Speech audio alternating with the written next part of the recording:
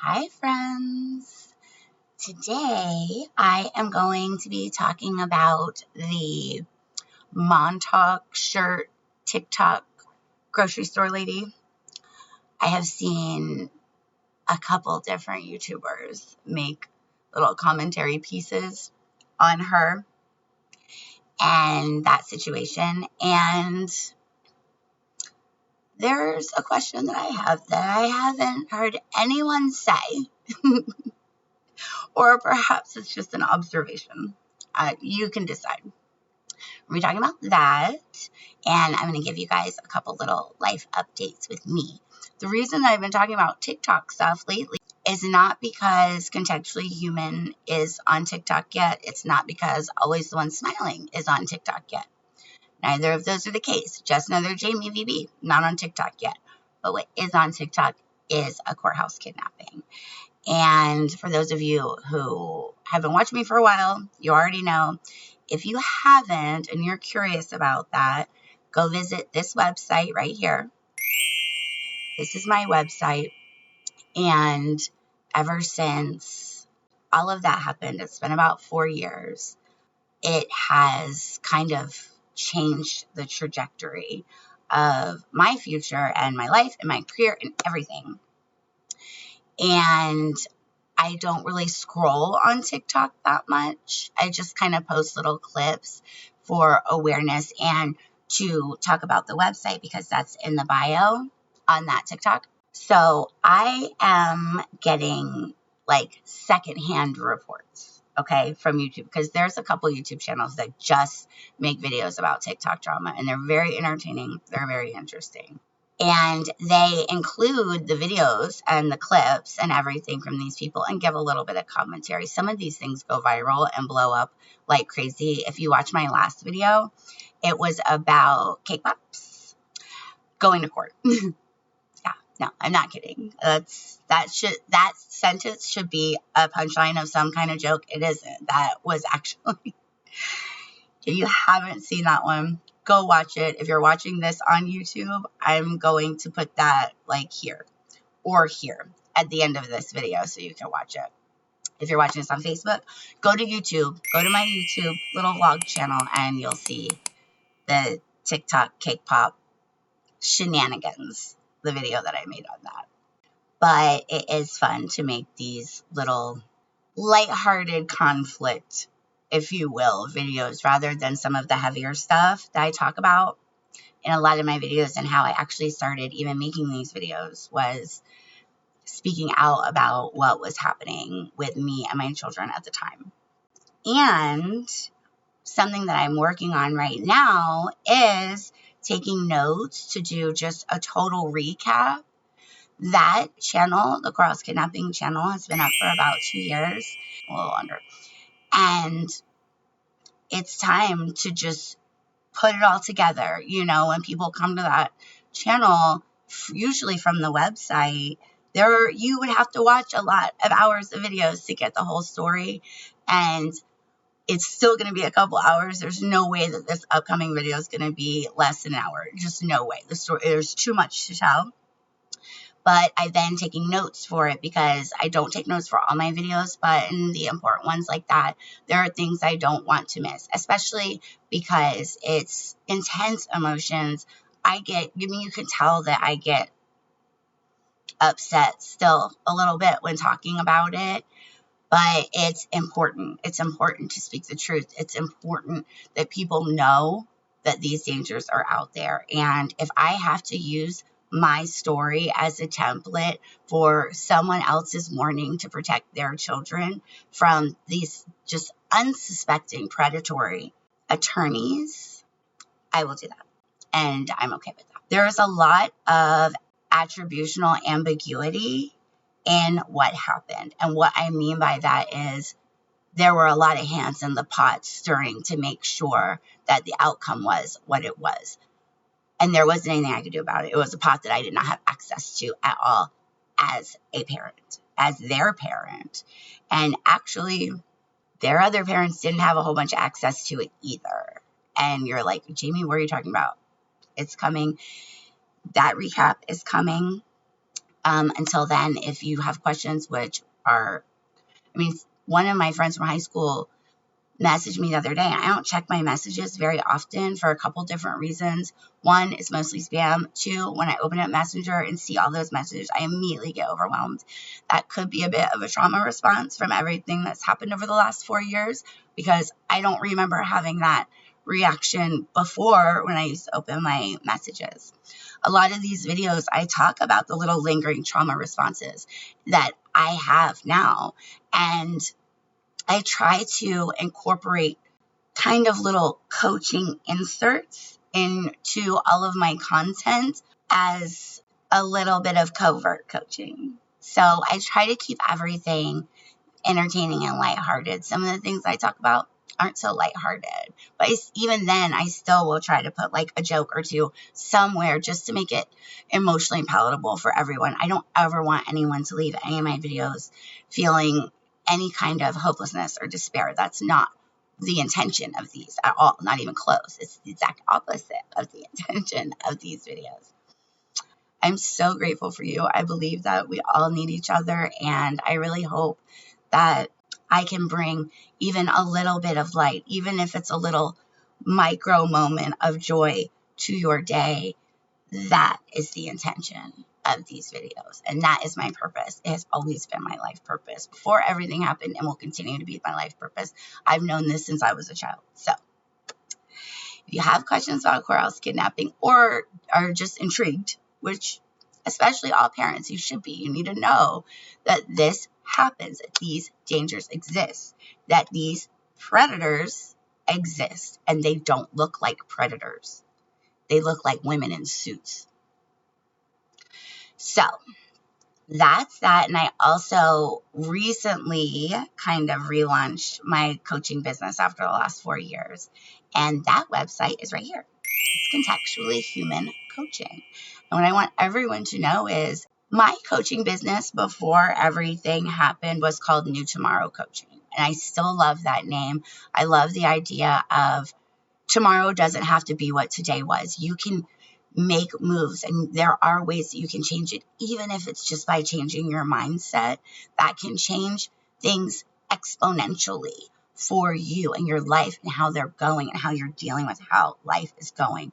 But the bottom line is I rebranded all of that into a company that I'm just now launching called Contextually Human Coaching. And it's been a real soft launch over the last couple months. I haven't put it on the boards yet.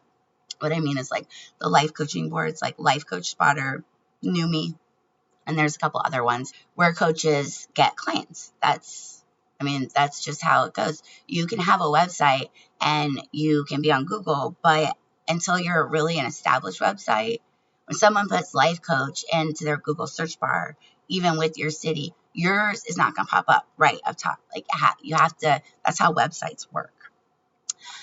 The predators that trafficked my children, I don't know how they didn't know, but they didn't realize that they were messing with a mom who knows how to make websites. And thank goodness, I'm so grateful for that and being able to bring important information and matters of public concern and safety of our youth and their mental health in Virginia Beach to all of you, because it does need attention. And the only way that you can protect your child from this happening is to know that it can happen. I never thought this could happen. I didn't know lawyers would make up lies or anything like that. They carry themselves in a way that they are for the children, and honey, that is just not the case. It simply isn't. They are there for money. They are there to traffic your children for thousands of dollars, and that's why they live in fancy homes and drive fancy cars, only at the price of little souls. Anyway, so that's aquariuskidnapping.com, and then I have contextuallyhumancoaching.com. And like I said, I'm just getting back to my coaching, and I haven't exactly jumped in feet first. I haven't done all the marketing and promoting that you need to do to get a business off the ground, and I think a little bit of that is because I feel after everything happened, I'm just a little apprehensive when people are coming to you for assistance with their mental health. It is such an important responsibility, and it is not one that I take lightly. And I know that I'm good at my job. I know that I've always been good at my job, but I'm just having some human apprehension about all of that. And when the rug is pulled out from under you by wolves in sheep's clothing, it shakes your confidence a lot. That was 4 years of trauma, a lot that we still have to heal from.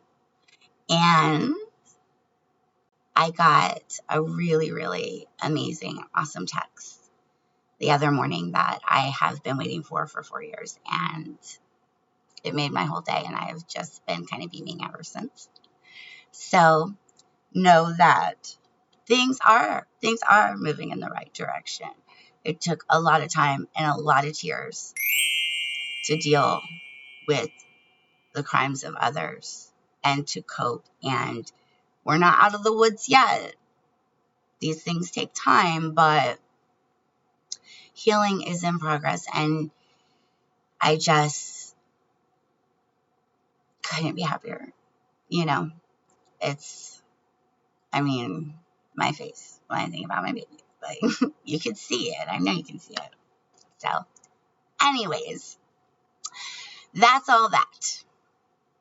But something fun that I want to talk about today is, and the reason that I don't include the clips is because I make this content mostly for Facebook, and then I kind of upload it to the YouTube channels later. And Facebook, at least as of last year, it was using AI to detect their copyright stuff, to detect copyright violations. And robots don't do the same things that humans do. That's just true. So for the bots haven't exactly come to learn what fair use is. And if you don't know what that is when you take someone else's content and you recreate it, like commentary videos, where is what I'm talking about, when they play the clips and then tell you, well, a certain amount of it has to be them. They have to take the footage, flip it around, speed it up, slow it down, whatever, make it different so that it's fair use under copyright. That's why if you catch glimpses of certain shows on Facebook Reels, and I did not realize that this was what was happening until I started doing these videos and actually got like a weird copyright strike against myself from my Just Another Jamie VB page.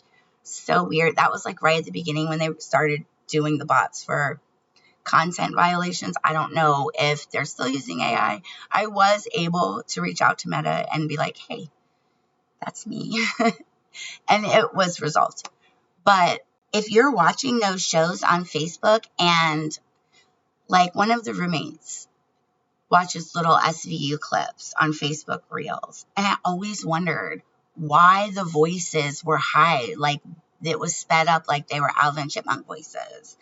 And now I know it's because they had to change that footage, whatever poster had to change that footage to make it fair use so that they weren't having any copyright violations from what is NBC, I think, is what SVU's on. So the reason I don't put the footage in here is because Facebook is so sensitive about copyright stuff.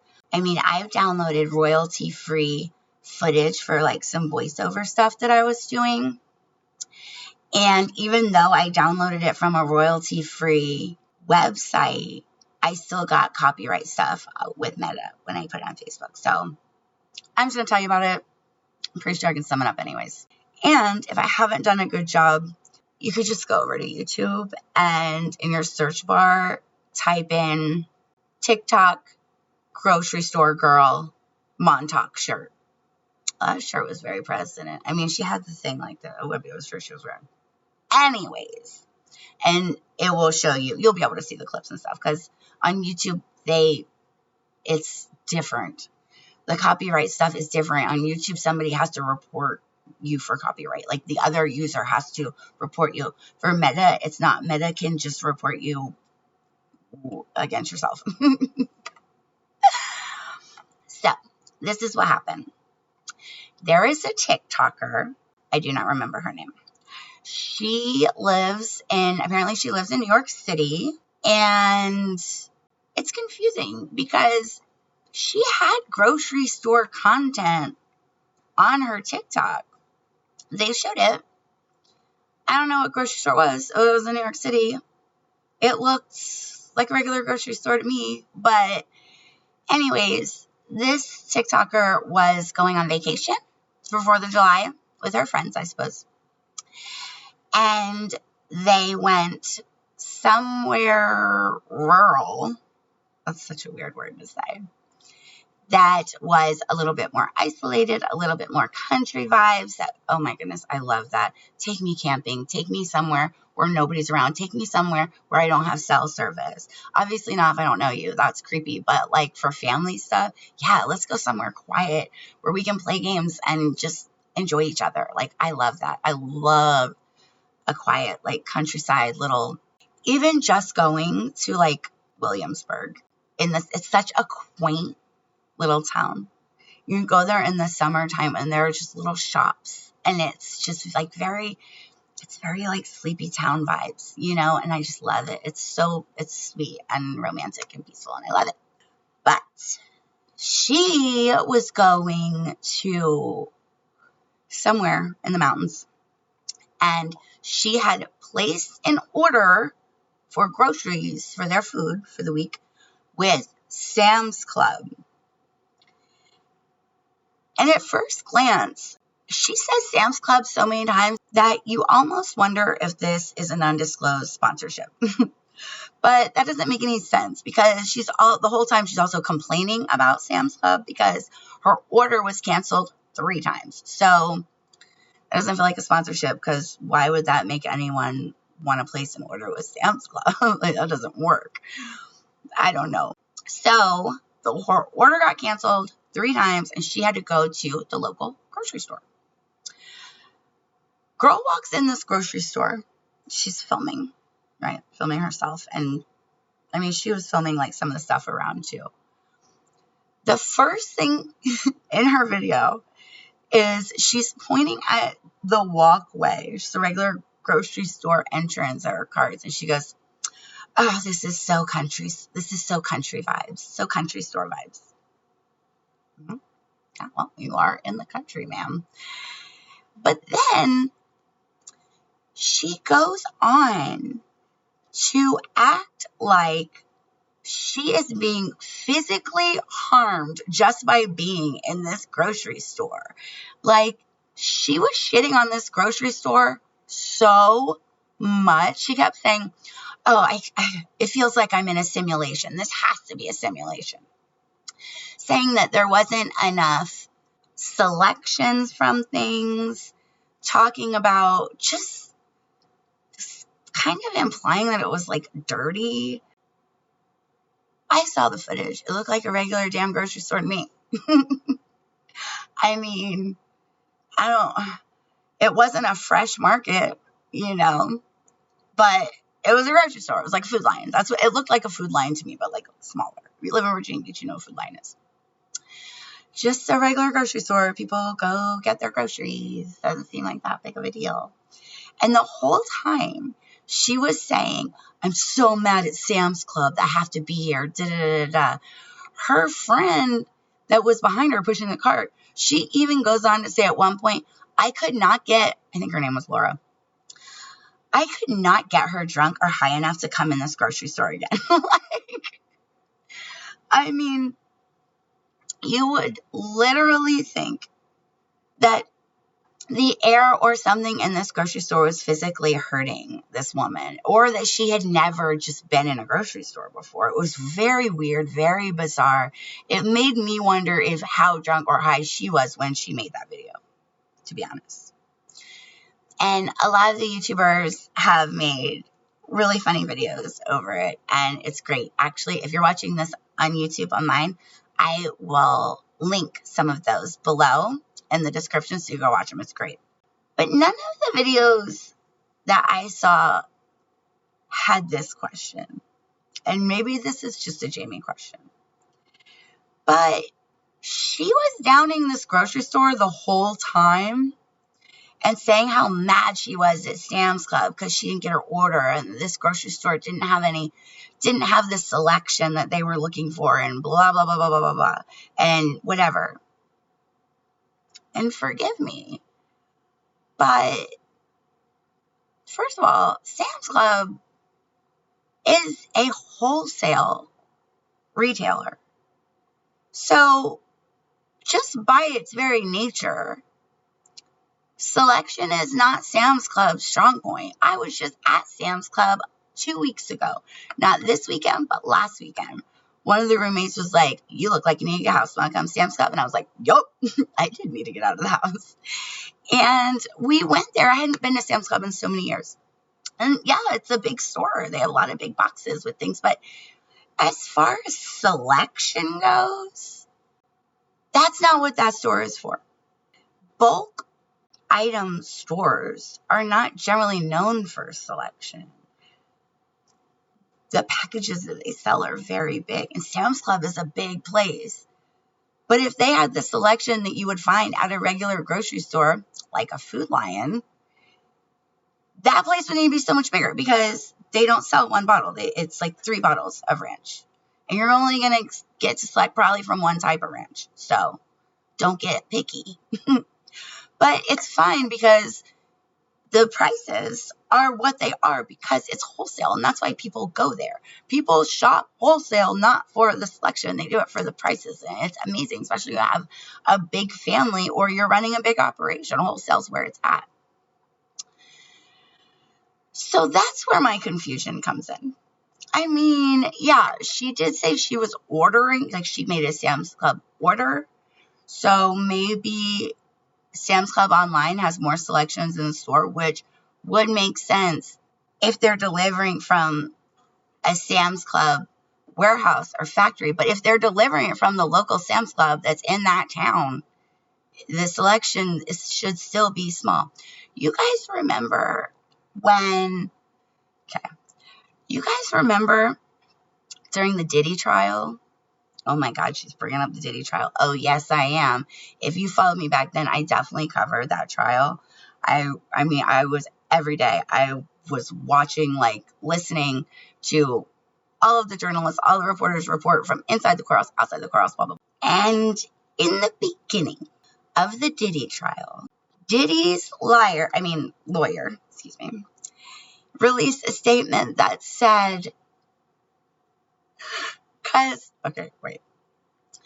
because when they raided his house, they found over 1,000 bottles of baby oil in his home. There's no way he wasn't filling up baby pools with it. Because 1,000 bottles? Baby oil? What are you drinking it? Like, what are you using? I don't understand. That's crazy. Nobody ever needs that much baby oil. Ever. And Diddy's lawyer came out when that hit the news and tried to brush it all off. Like, hey, people buy in bulk. There's a Costco right down the street. Which then prompted Costco to release a statement. And I'm paraphrasing here. But it basically said, no, please don't bring us into your weird sex shit. We don't even sell baby oil. This is a true story. This actually happened. And the whole point I'm getting at is that baby oil, while, yeah, there's no need for anyone to ever have 1,000 bottles of baby oil. Even Rite Aid doesn't have 1,000 bottles of baby oil. And they're selling, it's a freaking pharmacy. It's a drugstore. They should have oil. They do, but probably not 1,000 bottles. But my point is that baby oil is actually a very common item. It's a very common thing that people use for their bodies. People of all ages use baby oil for their bodies. Moisten your skin, whatever. Take off makeup, whatever you're doing with it. I don't know. But even though baby oil is a very common product, Costco doesn't sell it. Why? Costco is a grocery store that only sells bulk. which is why they don't have the selection that a regular store would have. See what I'm saying? So this chick complaining about the grocery store not having a selection, she left with a full cart. Like, what do you mean? It looks like you got all the food you needed. And people are ripping her apart online because it's so, I mean, it's not just rude and classless to go to someone else's town and just shit on where you're taking a vacation when people actually live there, but it's so tone deaf. It is so crazy. It was like she was walking around being like, oh, why am I with all these commoners? Like, you're a human being. You need groceries just like everyone else. Like, sorry, princess. What the hell? Anyways, she had to end up making a little apology video, and people still weren't having it, which is, I mean, it's understandable. It was weird. It was weird that she made that video, edited it, and posted it. At some point in her brain, she wasn't like, yeah, this isn't good. I don't know. Very interesting. It's so confusing because her obsession with Sam's Club was very interesting. Maybe not everyone wants to buy their diamonds at the same place they buy their oranges, Montauk. You ever think about that? No? Just so silly. But Sam's Club does have some really good deals. I mean, we went in there, and you know what? They have fresh prepared stuff there that is really good, that you heat and cook. There is some orange juice at Sam's Club that they squeeze every day, and it's like $8, $10 a bottle or something like that. But it is delicious. It is literally, they squeezed it that day. There's only so many bottles each day, and then the next day they do it again. And when they're out that night, they're out. Sam's Club has a lot of perks. All I'm saying is that wholesale stores aren't known for selection to begin with. So, I don't know what she thought she was going into. Crazy. But, yeah. So, I wanted to come up here and kind of tell you guys, give you a little bit of the rundown of some interesting people making fools of themselves on TikTok. And like I said, I'm not on TikTok. I do want to get the coaching business on TikTok one day. We'll see what happens, depending on how long TikTok stays around. I don't know. But I hope you guys enjoyed this video. I hope I brought a little bit of laughter to your day, a little bit of silly nonsense for you to distract from the very painful and real traumas that we all deal with in life. And go check out the website. Also, A Coral's Kidnapping is on YouTube. And some of these videos are also on YouTube. And this one, too, will be going on the vlog channel. If you are thinking, Jamie, that's too many links. You've given us too many links to deal with in this video. That's okay. Just go to my link tree. They're all right there. And I want everyone to remember that we will stay grateful every day. We will stay grateful for all of our blessings, for bringing us peace. We will stay grateful for bulk shopping experiences, even though they're not known for selection, but those deals are fire. And we will be grateful for every single one of our challenges for bringing us strength. And if you're watching this on YouTube, don't forget to subscribe. If you're watching on Facebook, don't forget to follow. And thank you for watching.